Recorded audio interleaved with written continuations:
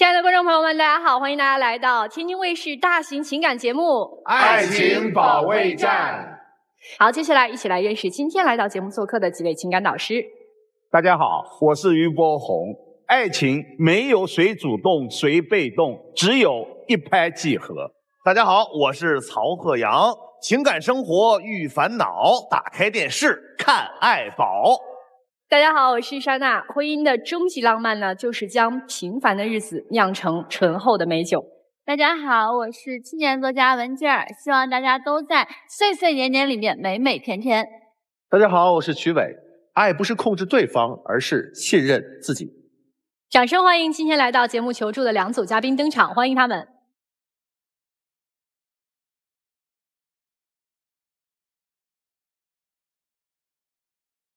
本期第一对情感嘉宾，何先生48岁，来自湖南，网约车司机；胡女士47岁，来自湖南，公司职员。他们遇到了怎样的情感困惑呢？他经常逃避解决我和我婆婆之间的矛盾，然后经常出去玩，常常打游戏打到深夜，根本就没有尽到一个作为父亲的责任。我希望他多信任我，多体谅我，我每天也很不容易。我希望我的丈夫能够尽量调和我和我婆婆之间的矛盾，少玩游戏，多顾家，尽到一个作为父亲的责任。您二位是结婚多少年了？我们在一起10年，结婚已经8年了。结婚8年？对，我们是属于组合家庭。哦，重组家庭是吗？对，他有一个女儿，今年12岁，我有个儿子，今年18岁。然后我们结婚以后又生下了一个小孩，也是个儿子，今年6岁了。哦，有3个孩子啊？对，是的。3个孩子都在一起吗？还是在一起？在一起的。那今天是谁要来的？今天来这个节目是我要求的。我老公他对我们家庭所有的事情他都是置之不理，家里面所有的事情，一切的事情都是我在维持。我挣钱养家，抚养小孩，辅导功课，父母之间，然后有什么事情都是我在来回奔波，然后我还要上班。那他干嘛呢？空气就是不存在。我不是也在挣钱吗？然后偶尔还要给我添点堵。你在挣钱，钱有到我手上来吗？您挣的钱呢？挣的钱，网约车现在生意不好。那也就是说每个月其实是没有收入的是吗？有，不多。那有的这些收入在哪儿啊？有时候是补贴家用呢，有些时候是一些人情世故、随礼这些方面，还有就是平常日常开支。那您的女儿是跟您们在一起生活，其实也就相当于是继母在抚养在带嘛，对吧？是的。那您连自己的亲生女儿都不管吗？有管。你管过什么？是管过她的学习，还是管过她的生活？她在家里面啊，就好像把这个家当做一个是旅馆一样的。她经常晚上是11、12点，甚至有的时候是1、2点钟回来。我们和小孩都已经睡着了，我也累了一天，我们都休息了，半夜3更的回来，乒乒乓乓的进门，噼里啪啦的走进房间，稀里哗啦的洗个澡，然后半夜还不睡觉，还在那刷视频，吵得不得了。小孩子第2天还要上学，我第2天还要上班，哪有像你这样当父亲的？我刷视频声音音量不是调得很小了吗？你就说我吵到你们了，结果你跑过来跟我争吵的时候，你的声音那么大，就不怕吵到小孩休息了吗？我是被你气的呀。女士，您刚才说到，您说家里面所有事儿都是您自己在承担。对。他比如说到了家之后会帮着做饭吗？没有，躺床上刷视频，要不就在厕所。你能不能实事求是一点？我没出车的时候，在家的时候不是也给你做过饭吗？虽然次数不多，这个我承认。你在给我做饭之前，我在做什么？我在跟你生气，是我要求的，我发脾气了，你看我受不了了，你才去做。你有主动过吗？你的意思是我为了平息你的怒火，我才被动去做。对，你宁可不吃，或者是自己直接就冲去婆婆家吃饭了。之前我们是住在一起的，那还好，爸爸妈妈已经做好饭了，在家等着，还没什么话说。后来我们自己分开住的时候，你有做过吗？我不发脾气你就不做饭，要不你就直接开门出去了，去婆婆家吃去了。我开了1天车回来也挺累的好吗？好不容易休息一下。那我还上班呢。所以您到了家之后会干嘛呢？休息躺着刷视频，还会干嘛？玩下游戏。玩游戏啊？是的。需要跟队友一起打吗？是的。是不是看他玩游戏也特来气？他如果是玩的时间不是很长，然后不影响到我们，就说因为我们的房间不是很大，不是影响孩子学习，或者是不是很吵，时间不是很长的话，我不会说他。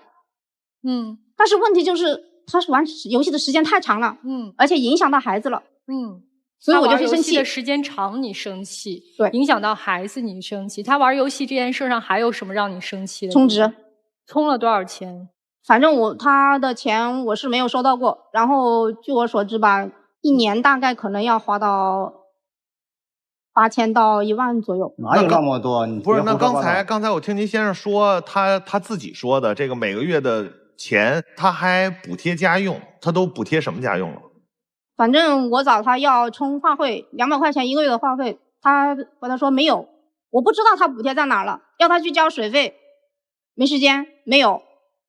交电费没有，买菜的钱我没有，但是我还是交了呀，那不是我交的吗？你交了几次？这么多年，我就有1、2次没有交过，是你交的，这个我承认。电费啊什么的，水费不都是我自己去交吗？你交了几次？我每个月都交啊，是不是？每个月都是我刷信用卡交的。你刷信用卡之后，我不是拿钱给你还上了吗？孩子的费用谁在负担？孩子的费用我在负担。3个孩子都是你吗？对，偶尔找他要。偶尔会给个几百块钱，但是基本上没有。我没有，你找我要我也没办法呀。我管人家借，人家也不愿意借，现在这个社会也借不着。最可气的就是还跟团队里面的一个女的，那聊起来没完没了，24个小时连麦，我打电话都打不进去，24小时连麦？是的，没有那个情况，只是有偶尔的时候打通宵。怎么会没有嘞？我睡到半夜醒来了，去喝个水，还在那里。那是跟谁嘞？拿你的手机，你就两个人就在那里连麦。是跟他是没错啊。然后更气人的是，有一次我下班回来被我碰到了，他跟人怎么介绍的？哎，我姐回来了。我说你怎么不说我是你妈呀？我啥事都管你。那不是在逗人家吗？网络上面东西还有真的吗？有你这么逗的吗？什么？你整宿一直打着电话，打着视频，你们不睡觉吗？有时候打通宵啊，打通宵就没话，一直连着麦的呀。人家那手机不是要出车吗？人家那手机里传出来的是呼噜声。现在生意不是不好吗？好，等一下，你老婆说了，人家的手机里面传出来的是对方的呼噜声，呼噜声，那不都睡着了？喘气的声音，人家都睡着了，你还不挂？你舍不得挂？为什么不挂呢？他说他安心。什么？他说安心。安心？对，是听着对方的呼吸声，他安心啊。对，他觉得他安心。他跟你说的。对。还是他跟那女生说的？我那不是气你的话吗？我生气说你的话，你就信；哄人家说的话你也信。为什么要哄人家？不能哄自己老婆？那你为什么要气我？我哪里对不起你？我做的不好吗？我后来不是把游戏都卖了吗？游戏卖了，但是你的微信号你没给删了呀，你也没跟他不联系啊。每次我给你发微信不回，电话打个2、3次不接，实在不耐烦了，想了不耐烦了。然后才会接电话，什么事啊？等我回来再说。你烦不烦？你自己解决。那不是我在开车，要注意行车安全吗？你根本就不是要出车，你是去钓鱼，是去跟朋友唱 K。我好不容易休息一下，我有一些私人空间，怎么了？你这个钓鱼和唱 K 是平均多长时间会进行一次的休息和放松？钓鱼的话，1个月4、5次吧。那也就是1周1次喽，差不多。属实吗，妻子？不是1周1次，很多次，多少次？而且他喜欢夜钓。我生意不好，我待在家里又惹你烦，我打游戏你又吵，我只能去钓鱼。这有什么办法？这能怪我啊？那你不能腾出一点时间帮我分担一点家务，或者是帮我带一下小孩，辅导一下作业吗？3个小孩的辅导，都是我一个人呢。关键是我的文化程度没有你的文化程度高，我没有比你更好的教学方法呀。我不需要你的文化程度，你只要按照老师说的和我听老师然后做出的学习计划，你按照这个步骤来就可以了，跟你的文化程度有什么关系？你像他对孩子们的学习根本就是不管不问，因为我对孩子们的要求比较严格，特别是对待学习方面，像小孩子的一些什么科学定律啊、什么课文啊、英语单词啊，我都要求背诵。但是他跟我的观点就不一致。他说他那么小，你说的那些东西他能听懂吗？他能接受吗？能消化掉吗？你直接告诉他那道题目应该怎么解答，慢慢引导不就行了吗？然后我们两个的要求不一致的话，他就会感觉爸爸要我做这个，妈妈要我这样做，我究竟怎么做呢？开始的时候，小孩子在我的教导下、要求下，成绩一直都是名列前茅的。然后他这样子要求，然后小孩子的成绩现在就是在班上掉尾车了。我问一下婆媳的矛盾吧，这个最大的问题不是说这好好调和一下婆媳问题吗？你跟婆婆怎么了？刚开始我们在一起的时候，我跟我婆婆是住在一起的嘛，因为我们没有房产，住的是我们婆婆的房子，他们家的房子。然后我公公婆婆都对我挺好的，我对他们也就像自己的女儿一样孝顺他们，什么事情我都是第一时间就给他们做了。但是因为我老公的这些行为，然后我婆婆对我产生了变化。婆婆对你产生了什么变化？因为他们喜欢念叨嘛，然后我的声音就比较大，然后他就认为就是说我凶我女儿了。他说你那么大声干嘛？你把人都吓傻了，有你这么教孩子的吗？平心而论，他对你和前妻的孩子好吗？好。这个你要跟你自己的妈妈说啊。有说啊。在你妈妈心里面，是不是会觉得她对你的女儿不如对自己的孩子？是的，对于他老人家他那个思想来说，像我妈那个性格来说，他是这么想的。女士婆婆有对你表达过吗？就是觉得你有她用行动来表达的。什么行动？点点滴滴。比方说我在辅导孩子作业的时候，她就在旁边，一会儿过来看，一会儿过来看，一会儿上点水果啦，一会儿弄点茶水啦，然后一会儿弄点糕点啦，总是打断我们，生怕我对个小孩子有什么样的举动啊，或者是什么。是看到小孩放学回来在学校累了一天，学校的伙食也不好，回来给他补充一点营养好不好？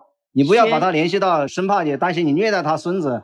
那我在教孩子的时候，他如果对我有意见，他可以把我叫到另外一边，避开孩子，然后好好跟我谈呐，跟我说啊。但是他怎么说的？你一天到晚在忙什么忙？上什么班呢？还不如在家里面辅导孩子，孩子辅导不好，你那么凶干什么？孩子给你吓傻了。你说我不去上班我干嘛？家里面那点钱够用吗？婆婆知道她儿子现在赚钱的这个能力和状况吗？我把状况给她说了，然后我婆婆她还是这样认为，她说不要我去上班。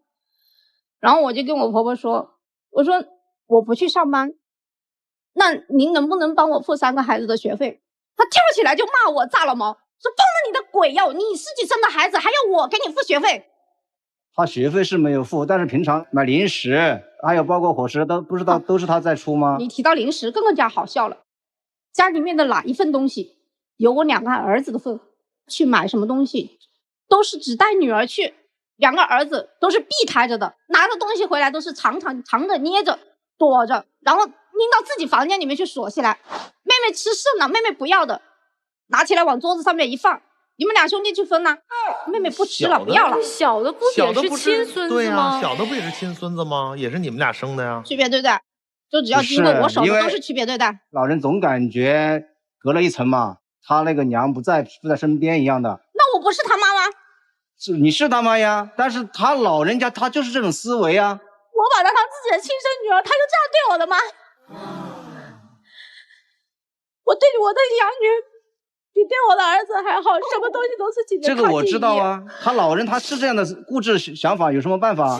我给我女儿买个衣服，她不是嫌质量不好，就是嫌款式不好，直接就扔在地上做擦脚布。给我儿子买过衣服了吗？我给什么都没买过。我给女儿买的衣服，她也是一样扔垃圾桶啊，她又不是只扔你的，哪有？对不对？她拎起来那件衣服就对我说：“哎，你看这是我儿子给他女儿买的，你看质量多好啊，多漂亮啊！你看你买的是什么东西咯？我也是我自己真辛苦挣的钱买的呀，为什么我买的就不是东西了？我的也是新衣服呀，我也是一片心意呀，我也是为我女儿打扮呀，为什么我的东西就不是好东西了？”妻子是委屈啊，这是委屈，但是女儿还是跟您挺亲的，对吧？因为孩子是能感受得到谁对我真的好，谁对我是虚情假意的，是吧？女儿经常在后面安慰我，她说：“妈妈，你不要伤心，我知道你是对我好，我就是为了她这句话，我什么都忍着你们。”对呀，你看女儿是懂事的嘛，这最起码给你一点安慰，是不是？付出没有白付出嘛，对吧？这孩子一直叫你妈妈。他从一开始认识我第一天，他就是叫我妈妈，从来没叫我阿姨。今天是谁要来的？是女士要来的，是我要来的。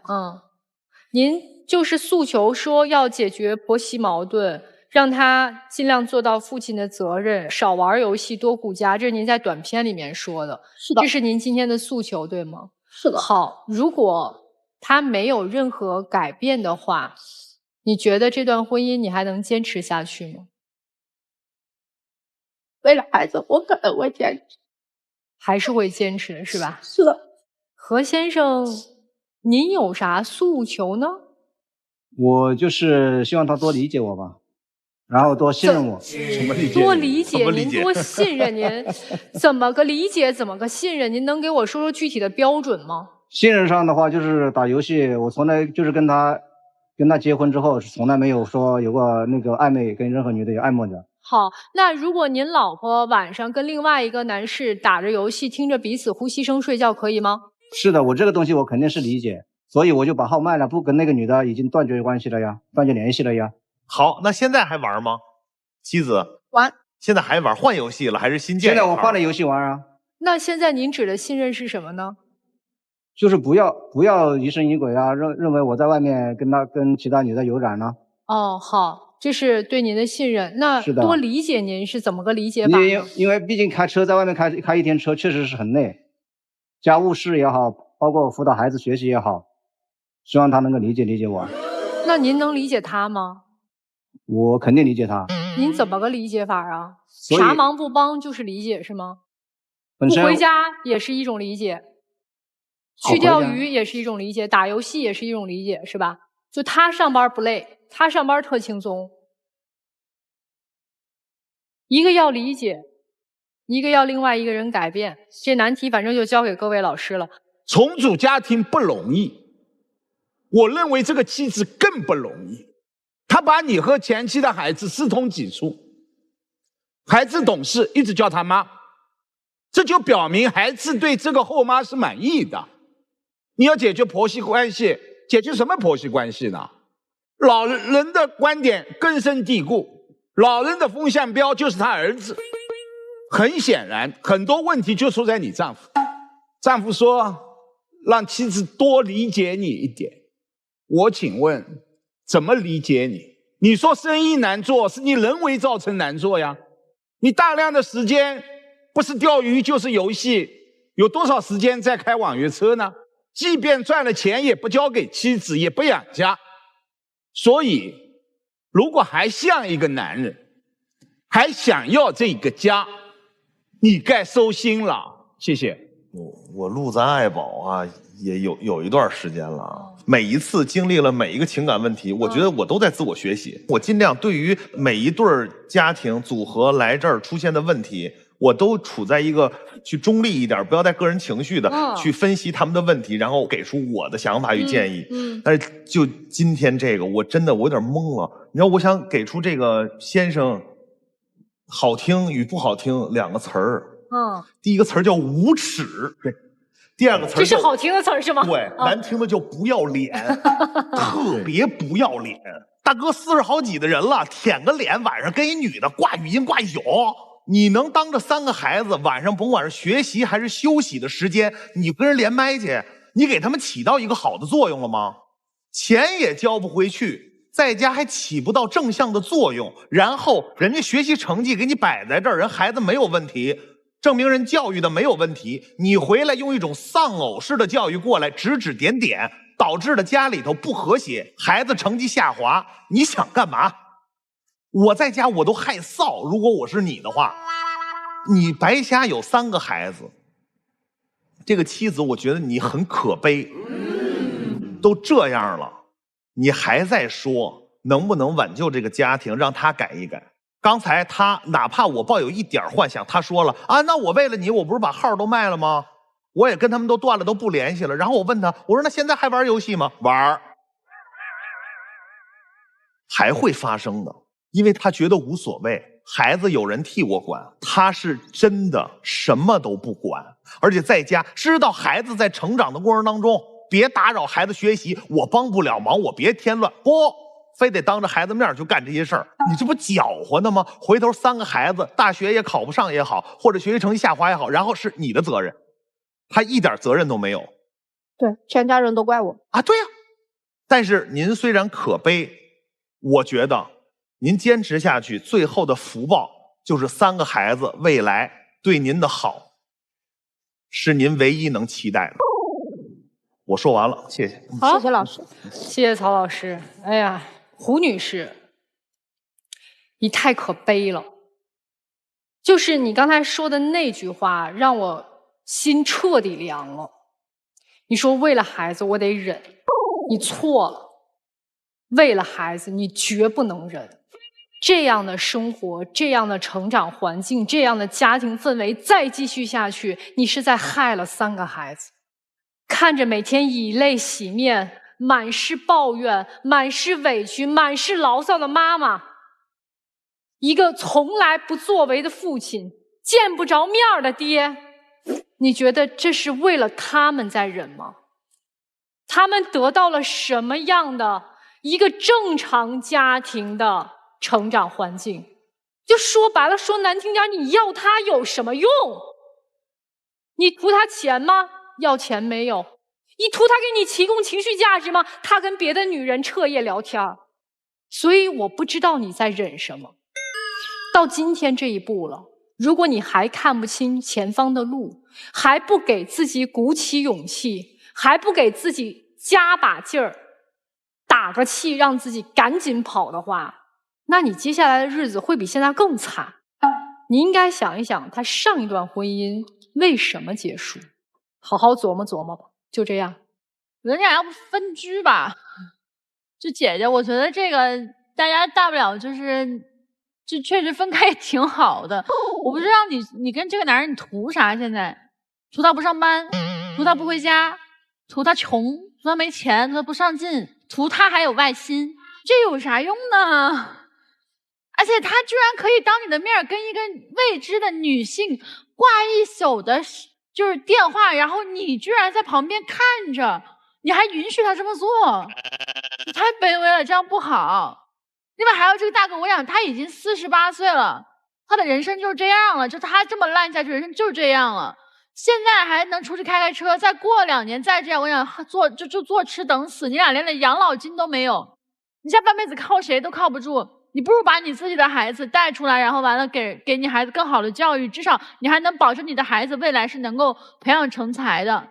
在这样的父亲的这种熏陶和标榜下，是不可能成为栋梁的。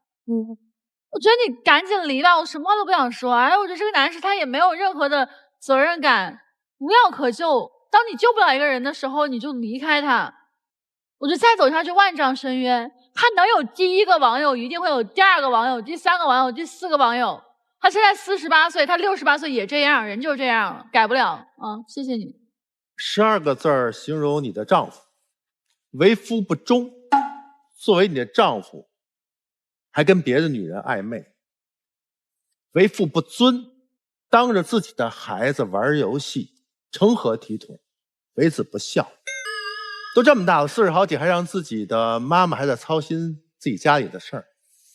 这么一个男人，你要他何用？你为什么会导致这种状态出现？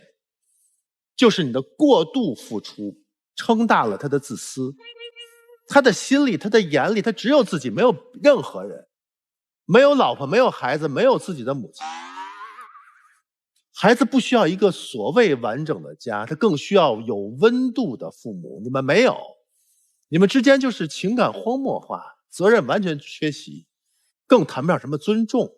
没有爱的家庭一定要远离他，好吗？加油吧，女士。好，请2组嘉宾交换位置，谢谢。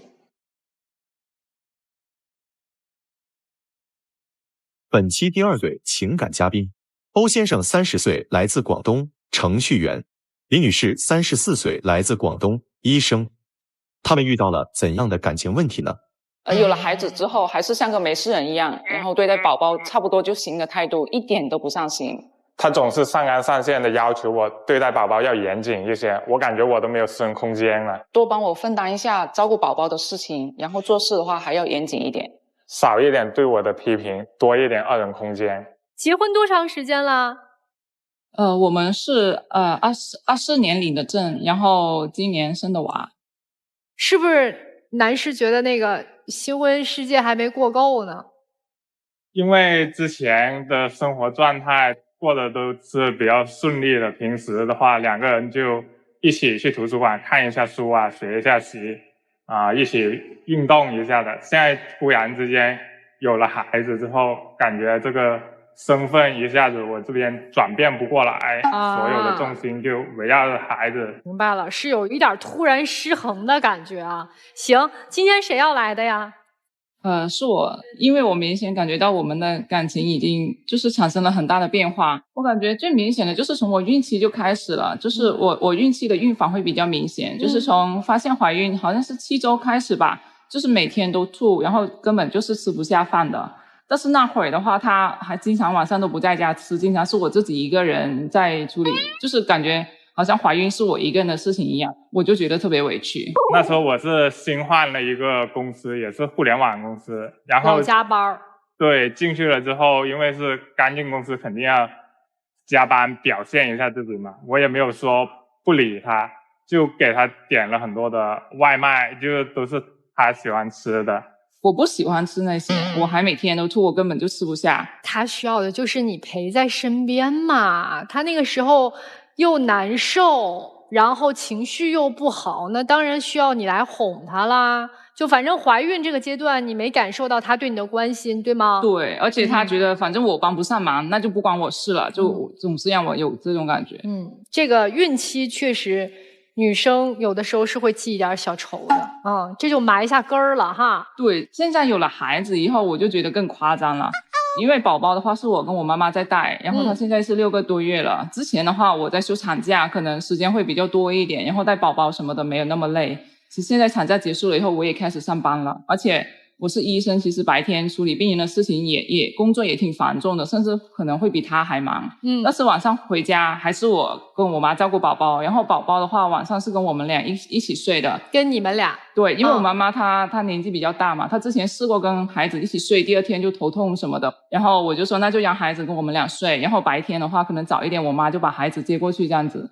但是晚上半夜是孩子会闹的，他现在晚上还是要起来喂奶的，就是大概可能2、3点的时间，就不太固定，但是肯定是半夜要醒了，然后他哭的话，对，都是我一个人要给他哄他呀、泡奶呀、换尿片啊什么的。其实他睡在隔壁的，他就在那呼呼大睡，感觉好像孩子哭就我一个人听到而已，他完全没有反应。你听不到吗？就如果他不叫我的话，我肯定听不到，因为我平时上班也很忙，一下班回家洗个澡什么的就睡觉了。我发现这个问题啊，就是也跟各位老师们讨论一下，这个男士的听力是真的没有女士好是吗？就是有好多的男士都反映，就真的睡在一张床上，就娃呀稍微发出一丢丢动静，这妈马上就醒了。这娃哭的都已经就哭天抹泪的时候，这男的一点听不着。是听力不行？我认为不是听力，是男性有时候更加容易睡一点。你也听不着是吗？不是现在，就像我家养只小狗，我妻子听到了，小狗有时候晚上叫，我还真听不到。我就不找理由了，我说我的情况吧，为什么这个我不发言呢？这个你也听不到，我也听不到，这个是什么原因？我敏感到什么程度？其实我睡觉很容易醒，但是我一旦睡着了，孩子哭我听不到，但是我媳妇儿只要边上这么推我一下，马上我就醒。怎么可能听不见呢？我在想，我是觉得可能是听到了。女生同样来，曲总你能听得见吗？我回想一下，我也是听不见。你家娃大，小的时候也听不见。哎呦喂，这个事儿得讨论一下了。这个真的是我个人经历过，晚上只要我媳妇叫我，我非常配合，马上我就醒。但是得她叫我或者推我，但你让我听见孩子的哭声醒，我可能就觉得我在做梦，我就不会醒。我觉得这跟意识有关。4个男士都说听不到，所以咱现在3个女士，咱们不跟他们争论啊。那就这样，好，你们听不到是吧？听力差，行来，推一下。你推他一下，偶尔会推他的，他就是从左边又转到过右边，很少会帮忙啊。那这个不对，那这个不对，对吧？这个不如你是吧？如果我醒了，我就有责任。一叫我就起。我就觉得特别不公平，因为他上班我也上班，他累我也累的。对呀。然后我每天日夜颠倒的，还有照顾娃，然后他呢每天就过着正常的日子。然后他们公司上班会晚一点，他就9点起床，10点上班，晚上睡觉时间还是一样的，参与度太低了，我觉得。你为啥参与度那么低呢？你起得晚，你上班晚，你可不可以早点起来，然后去帮孩子喂喂奶呀，然后换换尿布啊，陪他玩一会儿啊？你会吗？偶尔会吧。这个阶段的话，孩子都是多依赖母亲多一些嘛。我就觉得他跟他妈，就是我岳母，2个人就能照顾得很好了，也不用我插手干嘛的。那我觉得他不参与，其实这个家只会更乱。因为现在我跟我妈妈照顾孩子的话，尤其是我上班以后，我妈妈一个人其实带孩子会特别吃力。对呀，对，然后就单单说抱宝宝这个动作吧，因为宝宝有时候他经常要抱，你哄他睡觉要抱，他闹他不肯躺在床上，你也要抱他。然后最近我们的手都痛了，然后上周我还带我妈妈去医院检查，医生都说得妈妈手就是那个狭窄性腱鞘炎。对对对。但是他自己呢，明明是一个力气很大的人。但他来抱宝宝的话，可能5分钟就觉得啊，我有点累，换人吧。我当时心里就在想，那你不抱谁抱？那不就是我跟我妈抱吗？然后一天这么多个小时，他5分钟就累了，那剩下几个小时我们来，我也觉得特别不能理解这个事情。我觉得这小孩不用抱他那么多啊，把他放在那里，把他的需求解决了。好，你就在找理由。我跟你讲，这个你没很苍白。大概能明白了，就是在刚刚有了孩子之后，先生对于孩子的这个照顾参与的很少。那你今天提到的一个诉求，说是希望多一点2人世界、2人空间，这个是你对现在你们2个人婚姻状态有不满的地方吗？对，就是他现在就是把就是所有的重心精力啊都转移到孩子身上了嘛，就是对我的关心啊这些也不是很够。我在家里看着你就来气，还说关心你，然后你又不帮忙带小孩，然后你做事情又做不好，然后每个事情都是我重新来，那我哪还有时间管你啊？那我也不是完全没有做，我也帮忙做饭啊、洗衣服。但是说到洗衣服，我这边又比较来气，他认为就是衣服洗干净了之后，要就是挂的方式也要标准，还要拿到太阳底下去晒，直接挂在房梁下面晒还不行。他说这样会起褶子什么的，不要按照他们的标准要求。反正你就事情马虎，也不是说洗衣服这个事情了。你比如说你平时你带他出去玩，坐在婴儿车上也不绑安全带什么的，我觉得都会有一些安全风险存在的。坐什么车不绑安全带啊？就婴儿车。小婴儿车就是宝宝在小区里面溜达什么的。那必须得系啊！小孩尤其6个月之后会动的厉害了，对，而且我们是男宝宝，他特别调皮。我觉得这些都是他在小题大做，都完全没有问题的。哎呦，你真的是程序员，这当傻了，我的天哪！因为男宝宝他都比较调皮嘛，你绑着他，他也不舒服，就没推2下他就闹了，我也会看着他。其实在孩子这个上面的话，我觉得反映了他一个点，就是他这个人比较自私，他经常会把自己的需求放在第一位。像晚上吃完饭，宝宝是刚好是睡觉的时间，就7、8点的时候。然后有时候我让他去哄宝宝睡觉什么的，他会跟我说，哦，那我先去洗个澡再回来哄他睡觉。我当时就很不可理喻，我说宝宝他有点闹的话，他很急的，他等不了你1分钟都等不了。然后他还觉得我先去洗澡，洗完澡再给他哄睡。我说你这个意思就是拒绝我嘛？那不就是让我自己哄睡吗？哎，等会儿这个再问问啊，有生活经验的得问一问了。你是不抵触哄孩子睡觉吧？怎么说呢，也有点抵触吧。就是我觉得就不用哄他，就把他放在那里就行了，让他自己睡。行了，那他就是抵触。就是在逃避嘛。对，是啊，他有时候觉得我们不用哄孩子睡觉，把他放在床上，你拍拍他，他自己累了就自己睡了。不会，没有那么我就简单。觉得不可思议。我说孩子你不哄他，他可能熬夜，然后现在长身体的时候，他要是晚上太晚睡觉的话，我又怕他以后身高什么的会受影响。哎，你们是有了孩子之后，妈妈就搬过来跟你们一起住了，是吗？对，他完全就是怕我们俩带孩子累，然后本来说想请个阿姨的，他又觉得不太相信阿姨，然后他自己的话是已经退休了，他觉得他有时间有能力，他就主动搬过来跟我们一起住。那您的爸爸呢？我爸爸还在上班。就相当于其实被迫让老两口分居了，是吧？对，就当时他们应该也有纠结，然后后面他还是觉得孙子比较重要。对，所以现在住的房子是这个你们的房子是吧？没有，我们现在租房住。租房住。对，婚前的话我们也沟通到买房这个事情，然后他老是觉得现在还不是时机，然后经常之前说买房看房，到现在还觉得租房挺好的，然后就一直没有买。那你呢？你是想买的是吗？我肯定是觉得买的，因为我根本就不在乎说房价高啊低啊什么的，尤其是现在有了宝宝，对，有了宝宝，那有一个完整的家庭是特别重要，我觉得。这个问题上也达不成共识吗？我觉得现在的房价还是比较高嘛，而且这个投资，因为我在投资方面也还可以。重要的是，你老婆觉得你们应该就是有这个能力，不是没这个能力，有这个能力买套房啊，觉得这是一个安心，这不是投资用的，是你们住的用的。我认为这个钱就花完了，它就没有了，就是把它买完房消费完就完了。我觉得可是你们有了一个房子了呀。那我等他以后可以买2个，不更好吗？这个逻辑好。所以我就觉得他一直给我画大饼，就我结婚之前就一直说买房，他当时没有意义的。钱在谁手上放了呢？就有一部分钱在我手上，然后还有一部分钱在投资账号里面。那他兜里没钱啊？还说投资归他管？投资是他管的啊，那就等于一人一部分呗，就是。对，好，情况就是这么个情况啊，各位老师待会儿看着办。来，2人世界变成了3人世界。我并不是危言耸听，生活当中有的婚姻就是毁在生完孩子以后。做父亲的严重缺席，不是参与不参与的问题，就是做甩手掌柜。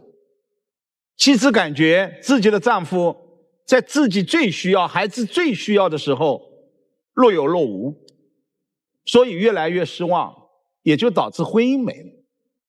虽然我们说我们在育儿和工作当中不能做到完完全全的平衡，但是并不是说做不到和谐。哪怕照料孩子我可能少一点，但是我在家务上我多做一点。你现在想到的是我们2人世界，我们的浪漫有趣，这只能暂停。角色换了，在这一个时间段我们只能放弃这样的有趣，我们把孩子养得更好，那这个家不是更有趣了吗？所以我想我不用讲大道理，你都明白，大胆地跨出这一步，把自己的这样的参与性拿出来，让妻子看到了，有很多的问题迎刃而解了。谢谢。好，谢谢于老师。来，曹老师。我觉得俩问题不大，因为我是过来人，你们俩其实最开始的问题就是身份转换的问题，而且你先生还有点像大男孩似的，还想着哎呦咱们俩人在一块儿多好。那么我想跟男孩说的几个我当年一个让我很误区的地方，第一个就是孩子生下来他不可能跟你亲。为什么呢？父亲都是这样的，因为母亲跟孩子10月怀胎，他们就母体开始，他们就有接触，有共情。孩子甚至有些情绪，母亲会感染孩子，孩子会感染母亲，这都是我媳妇儿跟我说的。父亲只有在孩子出生以后，你逐步的加入到他们的世界当中，才会跟孩子培养出感情。以你现在还想寻求2人世界的这个情况啊，你参与到孩子当中，甭管是给孩子换尿布啊、弄奶粉啊，或者这些，其实你是想你媳妇说，哎呦，老公你真棒，你还知道帮忙呢。其实你想得到一些反馈，但是恰恰你又得不到反馈，你觉得你是个多余的，对不对？他觉得我做的什么都做不好，干脆就别做了。从这个问题切过来，就得说这个妻子了，这就是你给的信号不对。他有他的问题，做事情马虎不认真，但是咱们不能赌气的说，哎，你也做不好，你别做了。但是他很少做，他做的话每次都做不好，而且说这不就是刚才我说他的问题吗？我想给的建议就是，你也需要培训一段时间给他，你也需要虚心去学习。他不让你干，你都得，咱哪怕说舔着脸上去，你看我能帮你干点什么？这句话也叫情绪价值啊。对，他没有这样。对呀，孩子也不是你生的，现在带孩子也不是你，俩人都忙的情况下，人家是不是比你要多添一份心去想孩子？好，咱举个例子，就像刚才，这是也是我经历过的。终于我媳妇儿出了月子了，我跟我媳妇儿约着在我们家边上买了2张电影票去看电影。从我们俩出门，我媳妇儿哎呀不用带孩子真舒服，我开车带她开到商场10分钟，下了车坐上电梯开始，我媳妇儿哎呀也不知道一会儿哭不哭。来买爆米花买水。他说我不能吃爆米花，我说那你都注意，我吃爆米花，买了2瓶水，他喝水，我喝1瓶水。刚检完票进去，哎呀，一会儿要不回去吧，要不回去吧？你理解不了，我当时我也是懵的，好不容易出来了，看场电影。对，你为什么你老担心孩子？但是这话我不能说呀。我说要不咱回去？嗨，算了，来都来了，我今儿说好陪你了。我们俩人看了场电影，看完之后，我说怎么样？挺好，走，赶紧回家。他不想放假吗？他也想，实话实说，没有说强调母亲的责任有多大，是咱们男的真的活不多，在前期刚生完孩子的时候，咱们男同志活真的不多，咱们得主动去分担，这样他压力才会小，他情绪价值才能拉满。稍微注意一些这个事儿，我说了就这。好，谢谢曹老师。原生家庭的成长方式是直接影响新生家庭育儿观的，就是在上一辈儿的这些的长辈的心里面，父亲对孩子的陪伴就是缺失的。你不信你问他，你爸从小陪你玩吗？没怎么陪伴，没怎么陪伴吧，所以他不会。这个事儿呢，我也是通过自己有了孩子，深刻体会到。我就是从小爸爸妈妈从来不会陪我玩，所以我现在导致我非常不知道该怎么陪孩子玩。但是我的孩子的爸爸跟我正好是个相反，他是从小他的爸爸给他创造了一个非常好的父子之间的那种的陪伴，所以他超级会陪孩子，会带孩子玩。我们都知道小朋友过生日嘛，孩子过生日，家长都会给精心的准备礼物。我儿子他爹不是准备礼物，他是会把准备礼物变成一种游戏。比如说他准备今年是几岁，8岁9岁就准备9份，然后藏在不同的地方，让他通过探险去找到礼物，得到每一个礼物，然后2个人还会有很多的沟通和互动，还会答题。我太佩服了，我说你怎么这么会？后来我知道，哦，原来小的时候他的爸爸就这么做过，所以这是一种代际的遗传，或者说传承下来的。所以我们要给一个从来没有在这样家庭环境下成长过的男人一个成长的空间。你要像就打开那个管道一样，你要把外面这个筛子拔开呀，让他越做，他才能越感受到父爱的那种感觉。因为父亲的这种的爱，其实是在孩子3岁之后。3岁之前，男人是感觉不到自己当爹的，他是被迫的、被动的，不像我们女人，我们是从怀上那一刻开始就有那种生命的感受，他们是完全就是冷眼旁观的。你就像刚才那个问题，咱们就是不理解啊，真的听不到吗？你们是聋吗？你们是瞎吗？你们看不到、听不到，真的听不到。我们是龙虾，我们不是，那怎么办？就事实摆在这儿，4个人同时说听不到，你说你让我们怎么办？对吧？所以那这个时候我们要怎么？我们要学聪明啊！鼓励他们成长啊！你看，这不就成长起来了吗？这不都是在慢慢的成长过程当中成长起来的吗？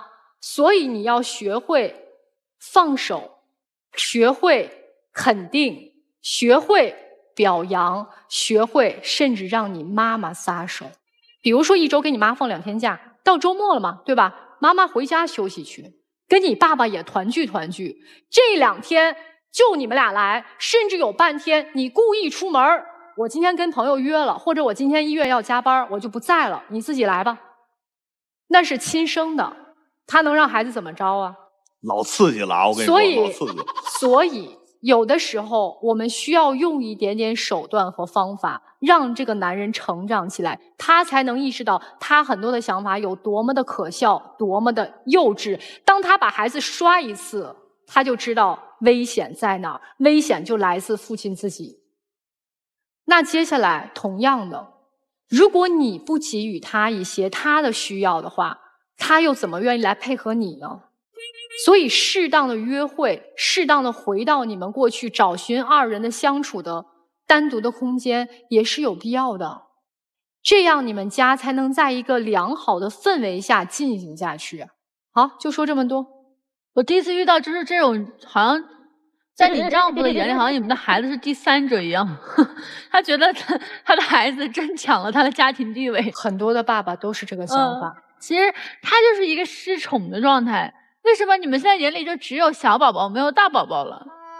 我觉得他有点这个成分在，但我觉得你挺幼稚的。这不是你的孩子吗？他不是跟你姓吗？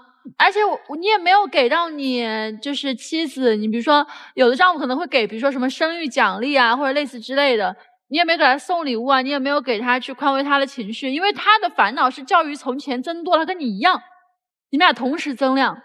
但是你也没有去消解他的问题，你哪怕是去买点礼物哄哄你的丈母娘之类的，我觉得其实他都会好一些，因为整个家庭里面只有你一个人是在情绪外的，其实他宝宝、他的妈妈，他们3个人的情绪目前是共通的，所以如果你想要合群，你就只能加入这个群体，没有别的办法可以说。我觉得你现在就是多做，然后少说话，然后做有效的劳动，你才能够体会到当爸爸的快乐，因为你现在不快乐，然后你加入他们的快乐，慢慢的其实你们就可以回到原来那个你们是一家人的状态里了。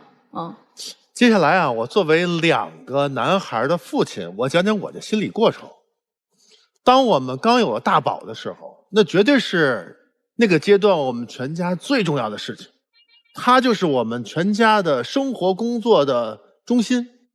但凡这老大有点这个好像鼻子有点不通的时候，立马我们全家是阴云密布，动不动就去医院。经历了几年之后，5年之后，老二出生了。老二高烧39度，在家里跑来跑去，我们谁也不是特别在意。第2天自己好了。哎，说明什么？说明其实当我们过度关注一件事情的时候，我们就会动作变形。妻子，我再跟你说，有的时候问题不是出现在孩子身上，或者是父亲身上，是出在自己身上。我们太去关注他了。那孩子他有时候说的是有没有道理啊？孩子在那儿哭闹，刚哭你就抱起来，刚哭就抱起来，你不得肩前而言谁得？就久而久之，孩子只要一哭就必须得抱，你都睡不了觉，对吗？所以有的时候我们是要科学育儿，但我们也需要科学对己啊，放松一些。这个缰绳啊勒得太紧了，导致什么呀？他在门外徘徊，你在门里头硬撑，不是他不想进来，一怕进来就立刻就会犯错，对吗？放松一些，该2人世界必须得2人世界一点，那该让老公参与也要参与。妻子需要什么？关注、体谅，对不对？你能看到他的辛苦吗？有时候你不体会，你是不知道的。所以我们的确是晚上睡觉我们听不见那个声音，但是老婆要一捅，你必须得马上醒，好吗？那接下来请2组嘉宾回到门后。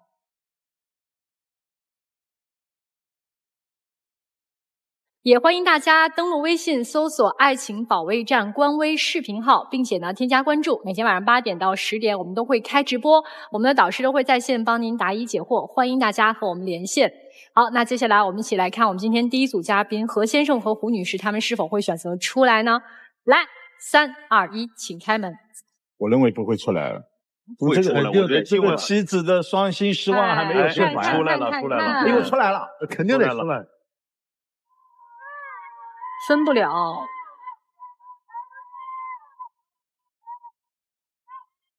丈夫说说吧。之前确实做了很多对不起老婆的事，没有尽到这做父亲做丈夫的责任。通过今天这次节目，我深切感受到我妻子对我的失望，以及对我的期待和期盼。我决心痛改前非。感谢各位老师对我的点评，感谢我妻子这些年，包括我的岳父岳母、自己的父亲、母亲对我们这个家的付出。感谢大家。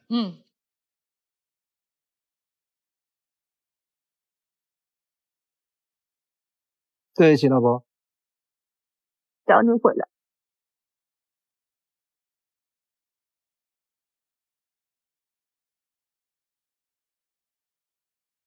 我爱你。好，请亮灯。好好经营你们的幸福生活吧。谢谢你们来到爱情保卫战，谢谢你们。谢谢。这边请。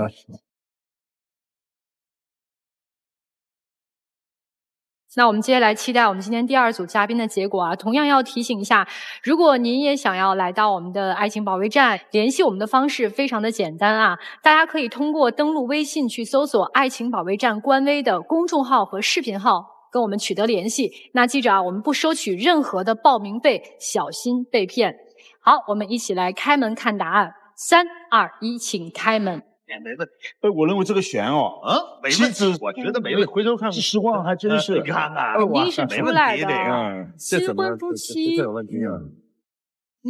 好。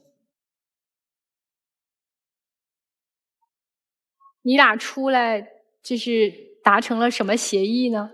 听了刚刚很多老师的建议，都觉得挺有道理，也意识到了妻子的不容易，就是决定我以后也参与到育儿里面，给予他更多的一些帮助和体谅。多学，学完了之后你会发现其中的乐趣的。